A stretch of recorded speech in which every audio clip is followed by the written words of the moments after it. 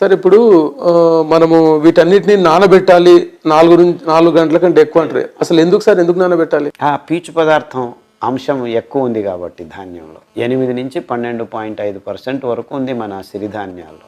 So ఆ పీచు నానకుండా ఉంటే వికసించదు, వికసించకుండా ఉంటే ఉడకదు. సో ఉడకని ధాన్యం తింటే మీకు పొట్ట నొప్పి, వేడి కావడం, ఇది కావడం, అది కావడం. మీకు అత్యంత ఇష్టమైన గంజి గురించి చెప్పలేదు సార్.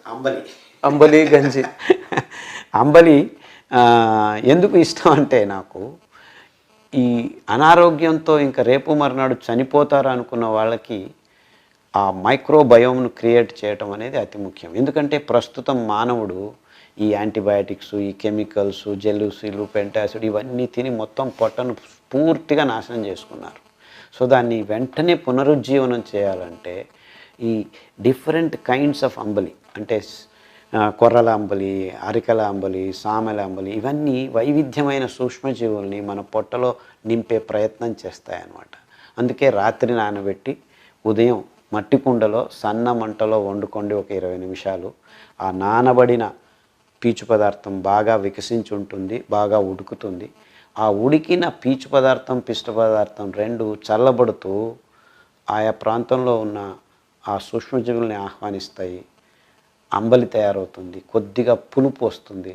ఆ పులుపు ఎంత రుచిగా ఉంటుంది. ఒక్కొక్క గంజి ఒక్కొక్క అంబలిగా తయారవుతుంది. ఆ పులుపు వేరే వేరేగా ఉంటుంది. మీరు గమనిస్తే సూక్ష్మంగా చూసుకొని 5 ధాన్యాలని అంబలి చేసుకొని తాగి చూడండి. కలి కూడా చేసుకోవచ్చు, అన్ని రకాలుగా. నిజమైన ఆహారం అంటే అంబలి.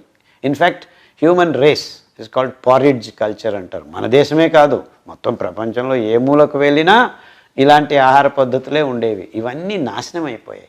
అందుకే దాని గురించి అతి ఉత్సాహంగా, ప్రేమతో, తపనతో మాట్లాడుతూ ఉంటాను. ఎందుకంటే రేపు మన్నాడు చనిపోతారు అనే రోగుల్ని ఎంతోమందిని మేము, అంటే వాడు చనిపోతాడని కాదు, అంటే అంత విషమ స్థితిలో ఉన్న రోగుల్ని కూడాను బయటకు తీసుకునేదానికి వీలు